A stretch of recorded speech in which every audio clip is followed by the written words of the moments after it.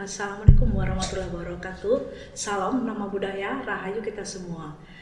Hai, selamat pagi Gerakan Koperasi Kota Denpasar dan selamat datang di Pusaka Denpasar Collab Podcast Dinas Koperasi MKM Kota Denpasar untuk ikut mendengarkan implementasi Peraturan Menteri Koperasi dan Usaha Kecil dan Menengah Republik Indonesia Nomor 8 Tahun 2023 tentang usaha simpan pinjam oleh koperasi.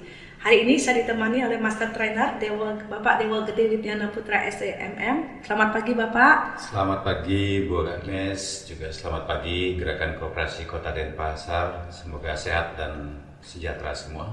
Senang dapat bertemu, mudah-mudahan Bapak mau berbagi ilmu dengan Gerakan Koperasi Kota Denpasar nih. Baik, siap Ibu Agnes. Dan saya Agnes dari Bidang BLK akan menemani Bapak Ibu untuk mendengarkan implementasi tentang Permenkop ini.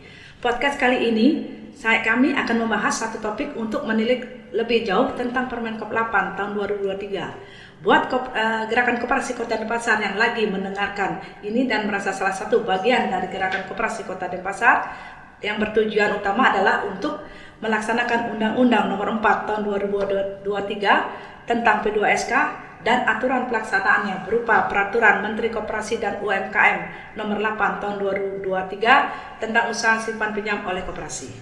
Sebagai pembuka podcast diawali dengan pantun. Kicaunya merdu si burung pipit, hinggap di ranting tidak terlihat. Koperasi Denpasar, ayo bangkit, sambut pagi dengan semangat. Mudah-mudahan Gerakan Koperasi yang sedang mendengarkan podcast ini semua dalam kondisi sehat.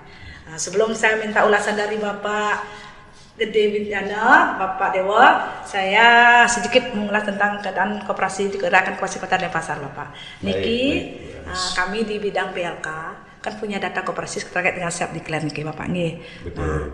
Niki ada data Pak, data koperasi aktif kita di Kota Denpasar ada sejumlah 541, sedangkan yang baru melaksanakan ke self declare itu 273.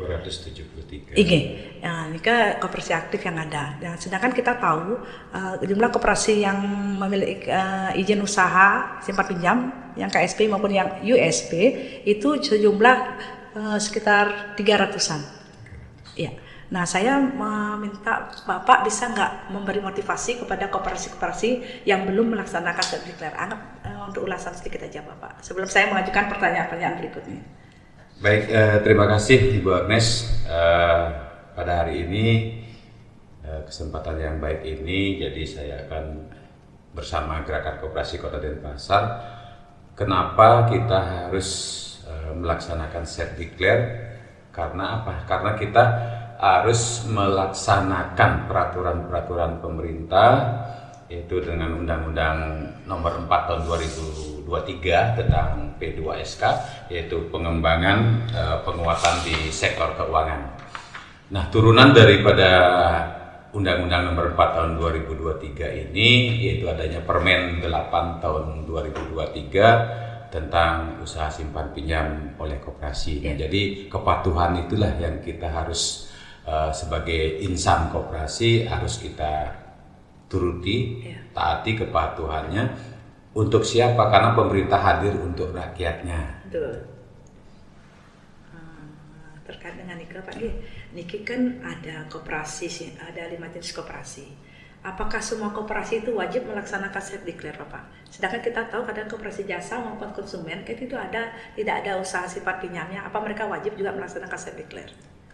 Baik Bu Aris, untuk gerakan koperasi di Kota Denpasar khususnya, self declare ini adalah wajibnya. Self declare untuk KSP, koperasi simpan pinjam dan unit simpan pinjam, baik itu yang konvensional maupun syariah. Kebetulan mungkin di Kota Denpasar belum ada syariah, jadi yang KSP dan USP wajib di self declare. Walaupun jenis koperasinya itu adalah koperasi konsumen, tetapi dia memiliki unit simpan pinjam. Nah, itulah yang wajib, Ibu Agnes. Melaksanakan self declare ya. Itu utamakan. Kenapa ya Pak Dewa? Kenapa harus koperasi itu menentukan pilihan open loop atau maupun closed loop? Pilihan open loop dan closed loop itu adalah diatur dalam Undang-Undang Nomor 4 Tahun 2023. Artinya koperasi di Kota Denpasar ini menuruti amanah dari Undang-Undang Nomor 4 Tahun 2023 untuk diberikan untuk memilih apakah dia memilih open loop maupun closed loop. Nah, jadi open loop itu dapat dia melayani masyarakat secara keseluruhan dalam wilayah kerjanya. Tetapi kalau dia closed loop, dia harus melayani anggota, Bu Agnes. Jadi nggak boleh melayani calon anggota lagi. Oh, gitu ya. Ya, karena sudah tertuang di dalam Peraturan Menteri Nomor 8 Tahun 2023. Iya, sebenarnya enak ya koperasi sudah bisa membuat peraturan menteri dan mereka bisa memilih sendiri tanpa kita paksakan yang boleh close maupun open ya Pak. Ya, jadi pemerintah tidak memaksakan sesuai dengan Undang-Undang Nomor 4 Tahun 2023. Jadi diberikan kewenangan, kekuasaan untuk koperasi itu memilih memilih secara mandiri. Apa yang mendasari pemilihan open ataupun closed loop itu Pak Dewa? Yang mendasari seperti yang saya sampaikan tadi adalah Undang-Undang Nomor 4 Tahun 2023 dan turunannya di Permen 8 Tahun 2023. Gitu Bu. Jadi ketika dia memilih yang closed loop, berarti satu dia harus melayani simpan pinjam kepada anggota. Nah, itu kemudian ada beberapa yang nanti diatur dalam Permen 8 itu suku bunga misalnya. Suku bunga simpanan itu paling tinggi 9%, untuk pinjaman paling tinggi 24%, dan masih banyak yang diatur dalam Permen 8 ini. Oh gitu. Berarti kan ada koperasi aktif di Kota Denpasar nih Pak Nggih sebenarnya gitu. Berarti nanti seandainya mereka ada yang milih open, berarti mereka bukan di bawah kita lagi ya, di bawah Kementerian Koperasi lagi ya. Berarti mereka langsung di OJK yang ngawasin. Baik Ibu Agnes. Untuk koperasi Kota Denpasar yang kiranya memilih koperasi open loop, berarti nantinya pengawasan, pembinaan, perizinan itu ada di OJK, Otoritas Jasa Keuangan. Oh, berarti tidak terdaftar lagi ya di kami di bidang BLK?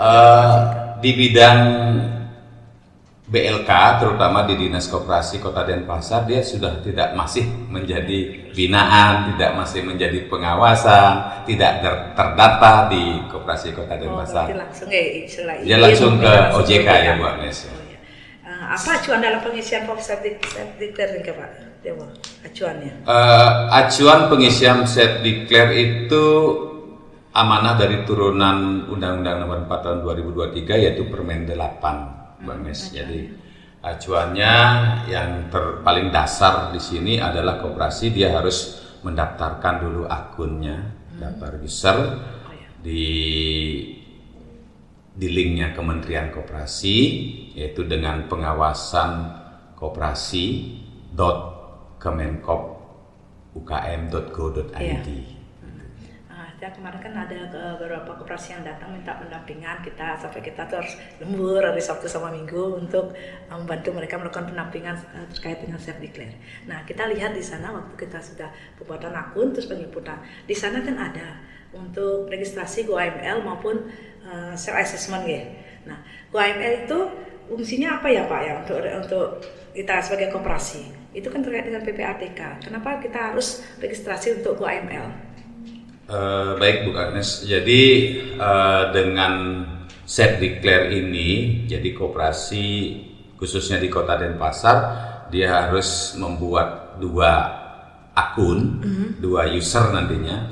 Yang pertama user dari ODS Mandiri terkait dengan self declare, dan kemudian self assessment dia harus membuat akun melalui pengawasan koperasi .kemenkop.go.id.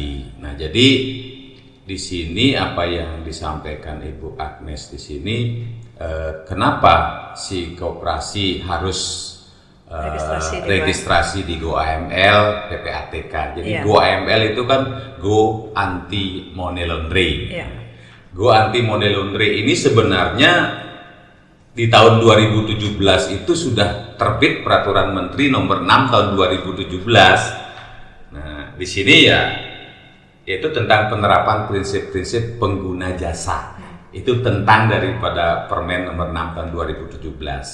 Nah, jadi sekarang ditindaklanjuti melalui self declare ini. Jadi koperasi itu dengan registrasi GoAML PPATK ini koperasi akan diamankan karena takutnya terjadi transaksi pencucian uang. Nah, itu yang ditakutkan oleh pemerintah ya, sesuai dengan arahan pemerintah, kan pemerintah hadir untuk rakyatnya nih. Nah, jadi diamankanlah koperasi karena dia koperasi simpan pinjam, dan yang simpan pinjam kan sering ada transaksi simpan maupun pinjam, Bu Agnes gitu. Nah, itu gini Pak, kemarin kan kita sudah masuk di penginputan ini apa untuk form GoAML. Nah, kita kan di sana sudah pada awalnya kita memilih belum. Nah, keduanya kan pada saat kita milih GoAML maupun assessment kita milih belum, ternyata kita dapat notif dari kementerian. Kita disuruh jawab sudah, sedangkan kita kan belum registrasi. Bisa nggak Bapak membantu untuk memberikan tutorial kepada Gerakan Koperasi Kota Denpasar bagaimana apa yang perlu dipersiapkan untuk registrasi di GoAML? Baik Bu Agnes, jadi untuk GoAML di sini dalam pengisian self declare itu sesuai dengan informasi dari Biro KTI Kementerian. Jadi koperasi harus menyatakan sudah sudah melaksanakan registrasi GoAML. Banyak juga koperasi yang masih mengklik belum. Ketika koperasi dia mengklik belum, nantinya akan keluar notifikasi untuk melaksanakan perbaikan daripada notifikasi tersebut. Sehingga kan 2 kali kerja koperasinya harus mengupload ulang lagi Bu Agnes untuk self declare-nya. Gitu. Itu dia, makanya saya minta tolong coba di tutorial sedikit Pak untuk gerakan koperasi apa yang perlu disiapkan mereka sebelum registrasi. Untuk registrasi GoAML itu melalui link goaml.ppatk.go.id. Nah, jadi di sana koperasi akan alurnya yang pertama mungkin registrasi daripada organisasi atau petugas administrator. Nah, di sana pertama, kemudian yang kedua registrasi siapa yang menjadi petugas pelapornya. Kemudian yang ketiga, pelaporan transaksi jika ada temuan transaksi yang mencurigakan. Nah, itu kemudian Koperasi Kota Denpasar registrasi melalui goaml.ppatk.go.id pertama dengan registrasi dulu. Itu berkas apa yang harus dipersiapkan mereka? Berkas yang harus dipersiapkan ya identitas kelembagaan koperasinya Bu Agnes. Apa aja contohnya? Ya, salah satu NIB, nomor induk berusaha, mungkin kemudian nomor badan hukumnya, nama koperasi yang menyatakan sebuah identitas badan usaha terkait dengan kelembagaan tersebut. Nah, ini terkait dengan NIB Pak. Kita lihat di Koperasi Kota Denpasar yang aktif, apapun yang sudah melaksanakan juga, banyak koperasi yang tidak mulai ke NIB dengan alasan mereka bahwa badan hukum awalnya tidak ketemu apa hilang karena mereka tidak mengurus. Itu gimana Pak? Solusinya bagaimana? Jadi solusi ketika badan hukumnya dinyatakan hilang banyak juga koperasi itu makanya nggak bisa buat NIB jadi yang mengabaikan itu semua, padahal itu badan hukum kan sangatlah penting ya. Kemudian kalaupun koperasi itu melaksanakan PAD, perubahan anggaran dasar, tapi tetap acuannya adalah akte yang pertama kali diterbitkan saat koperasi didirikan itu Bu Agnes. Itu berarti kalau mereka nggak punya NIB berarti kan mereka nggak bisa registrasi di GoAML loh. Kalau NIB itu bisa dilakukan atau dengan online single submission Bu Agnes. Jadi tidak bisa untuk membuat NIB karena itu adalah pengganti tanda daftar perusahaan NIB tersebut. Nanti koperasi bisa melakukan itu dengan login di OSS online single submission. Itulah kendalanya, itu masalah hilangnya badan hukum. Walaupun dia bisa di OSS, mereka nggak punya badan hukum awal kan tetap aja nggak bisa. Dalam artian mereka yang tidak memiliki NIB berarti mereka tidak bisa registrasi GoAML, gitu ya Pak? Bisa Ibu, bisa. Bukan syarat untuk registrasi. NIB yang nantinya akan diupload. Itu udah pakai kalau seandainya tidak punya NIB untuk mengaku harus mencari NIB dulu. Terus dengan kendala yang tadi seperti yang bilang itu nggak ada badan hukum, berarti mereka tidak bisa berarti ya? Bisa. Masih bisa. Masih bisa. Oh, saya kira tanpa NIB mereka tidak bisa untuk mengakses ke AML, saya kan? Tanpa NIB bisa. Identitas kelembagaan yang terpenting, ya nama nomor NIK koperasi bisa ya. Nomor sertifikat NIK-nya mungkin. Oh gitu. Terima kasih untuk bicara AML. Saya lanjut dengan untuk tujuan asesmen ke Pak. Self assessment kan juga sama. Walaupun kita belum punya surat pernyataan, tapi kita diwajibkan menjawab sudah juga kan. Yeah. Kalau enggak nanti kita dapat notif. Nah itu apa tujuannya Pak? Nah, self assessment di sini itu kan melaksanakan penilaian mandiri ya, Bu Agnes ya.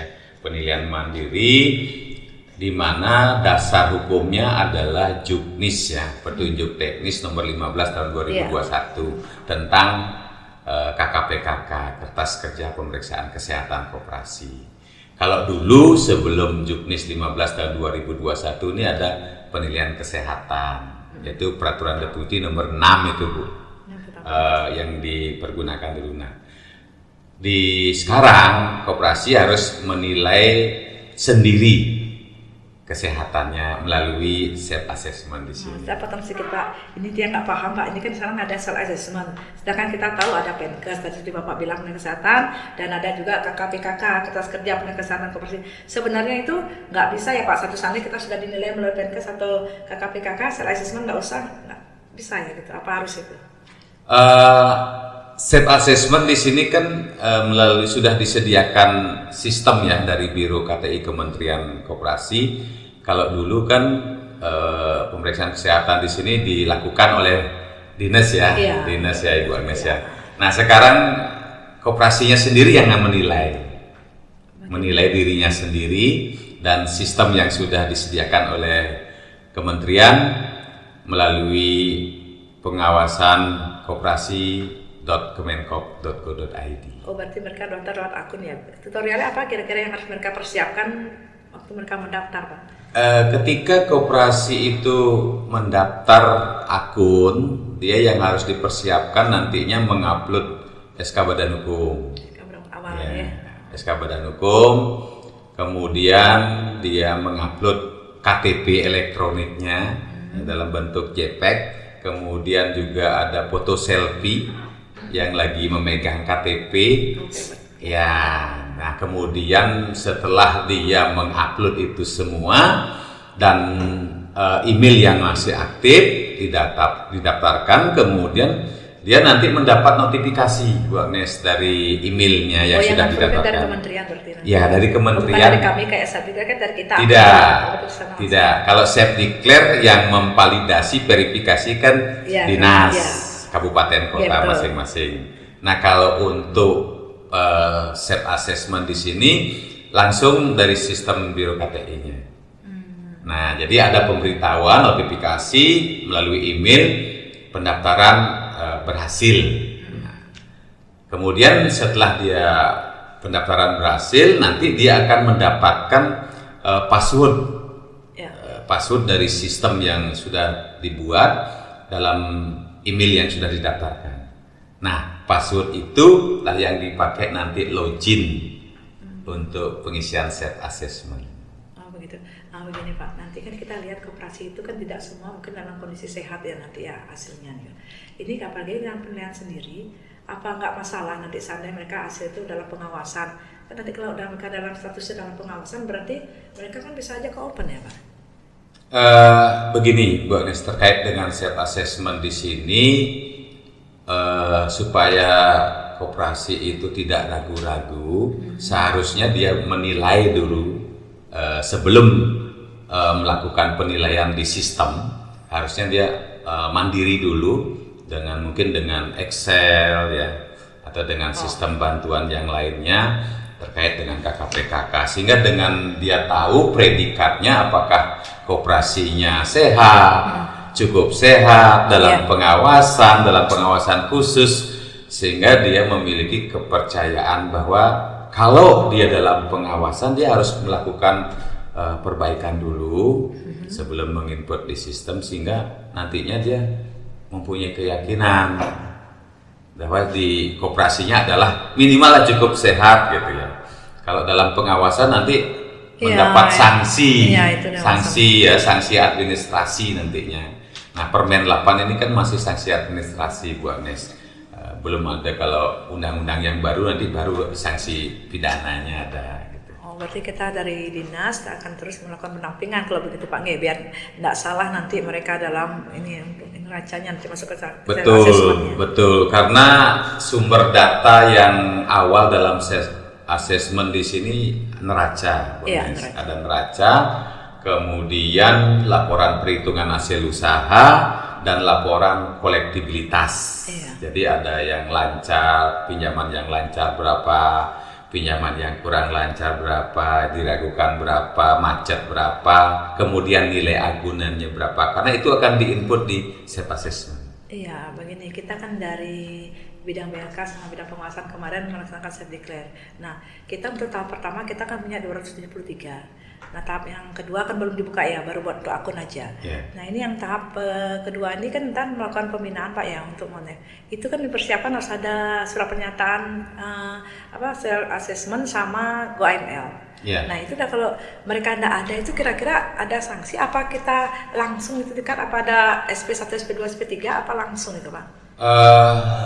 Dari setelah dia self declare tahun 2023 sampai dengan Juni 2024. Terus sudah clear ya Pak 2024? Juni 2024 itu kan dinas melakukan penilaian terhadap apa yang sudah dinyatakan oleh si koperasi tersebut. Nah, kemudian dasar-dasarnya adalah self declare tersebut.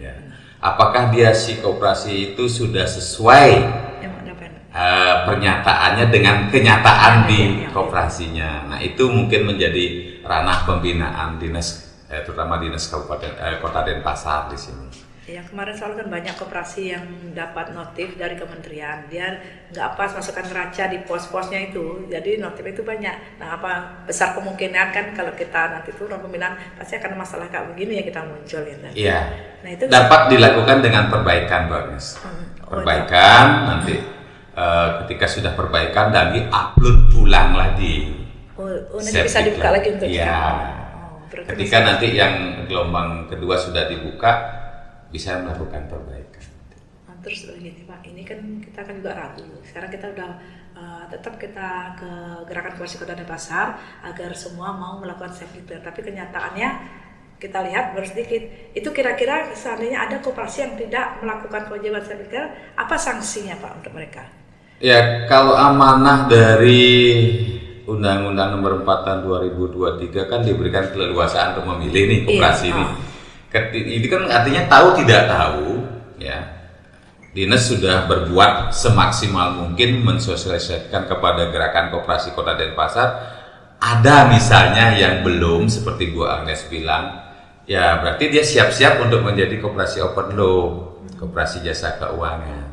Iya, soalnya dengan kemarin kita turun ke gerakan koperasi itu kan kita sampai mencari biar mereka benar-benar mau mendaftarkan melakukan kewajiban self declare. Nah, mereka punya ketakutan sendiri Pak, karena mungkin mereka melayani kebanyakan calon anggotanya, padahal kita tahun seperti tadi Pak Dewa bilang kan 3 bulan aja kita calon anggota. Tapi kebanyakan koperasi itu melayani calon anggota sampai bertahun-tahun sampai banyak. Nah, itu mungkin mereka ketakutan. Nah, kita sudah sosialisasikan juga, apalagi kan sudah mendengarkan. Itu gimana Pak? Kira-kira Bapak bisa bantu nggak motivasi koperasi agar mau melakukan self declare?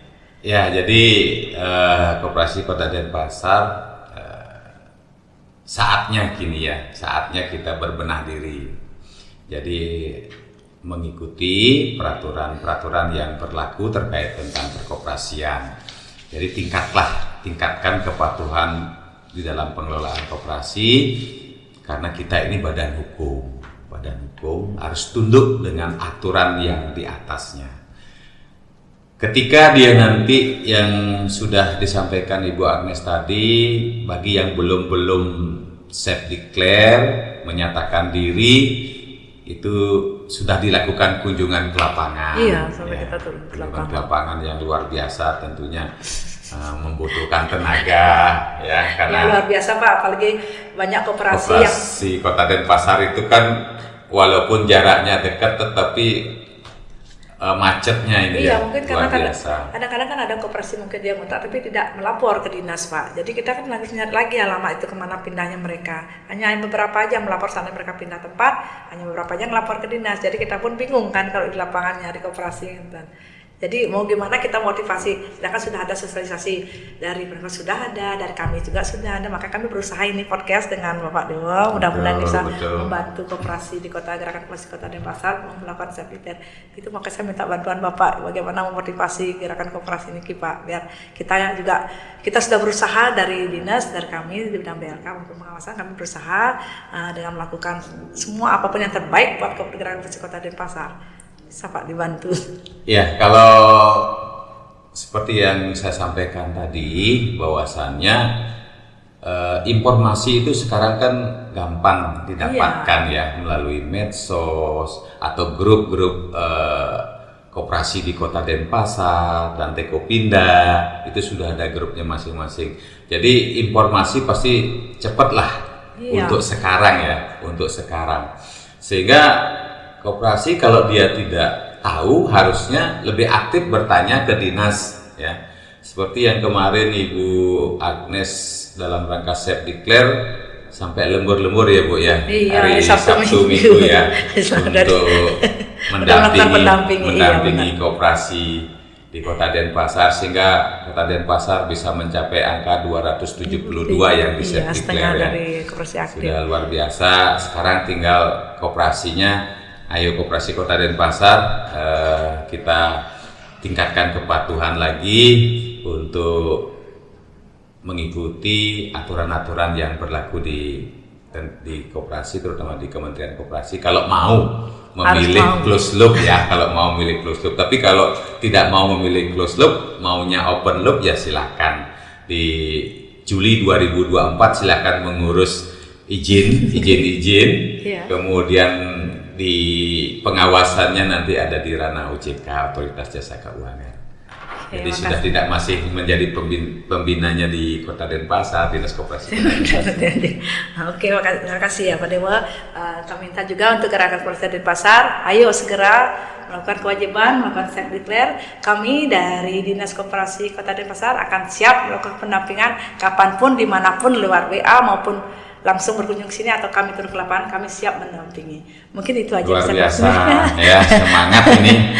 Semangat luar biasa dong. Demi gerakan koperasi Kota Denpasar yang kita cintai, kami siap melakukan apapun itu demi nama baik Dinas Koperasi Kota Denpasar. Luar biasa.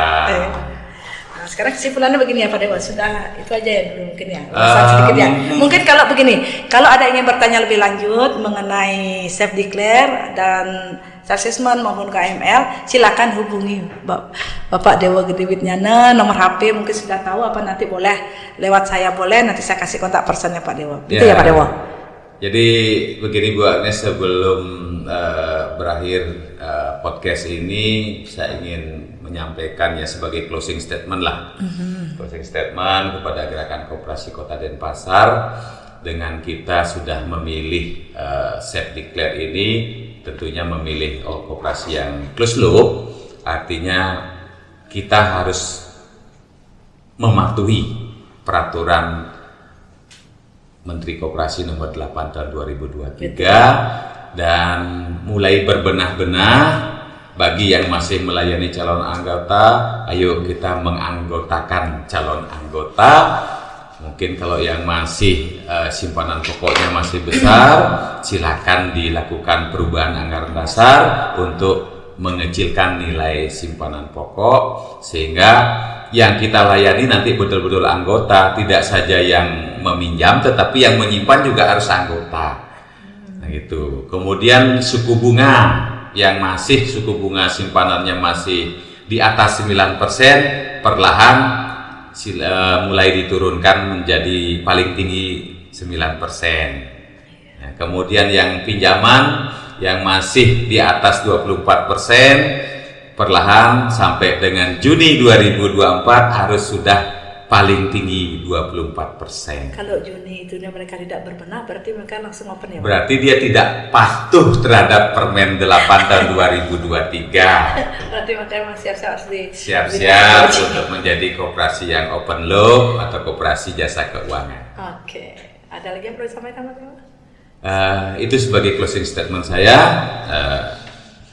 Sebagai akhir podcast ini, semoga Koperasi Kota Denpasar bisa meningkatkan kepatuhannya dan tata kelolanya yang lebih baik. Itu saja. Oke, makasih. Ini untuk kesimpulan yang kita dapatkan dari podcast saya dengan Bapak Dewo begini, pentingnya usaha simpan pinjam oleh koperasi untuk meningkatkan tata kelola koperasi yang baik yang bakal jadi pedoman untuk menuju koperasi era baru, koperasi yang sehat dan terpercaya serta taat peraturan perundang-undangan sebagai salah satu pilar perekonomian nasional. Sebelum saya tutup dengan informasi nanti, pada saat yang berbahagia ini saya mohon izin karena per tanggal 25 Oktober kemarin saya menerima SK dengan penempatan saya yang baru di Satpol PP di bidang kedisiplinan peraturan daerah, dan saya mohon maaf kepada Gerakan Koperasi Kota Denpasar apabila di dalam melakukan pembinaan ke lapangan saya ke Gerakan Koperasi mungkin ada salah kata maupun salah perbuatan saya mohon maaf. Saya mohon walaupun saya tidak lagi di bidang BLK, saya mohon koperasi tetap termotivasi untuk membuat koperasi itu semakin mandiri dan semakin sehat. Dan saya juga akan, saya sudah menggantikan visi saya, Bapak Paramadiksa. Mungkin nanti Bapak sendiri akan mengenalkan diri. Diki, sebenarnya Bapaknya hadir di sini, tapi Bapaknya belum mau nanti sendiri Bapaknya yang akan mengenalkan diri. Nah, akhir kata saya ucapkan semoga Gerakan Koperasi Kota Denpasar semakin sehat dan mandiri. Saya tutup dengan Pramana Santi. Om Santi Santi Santi Om.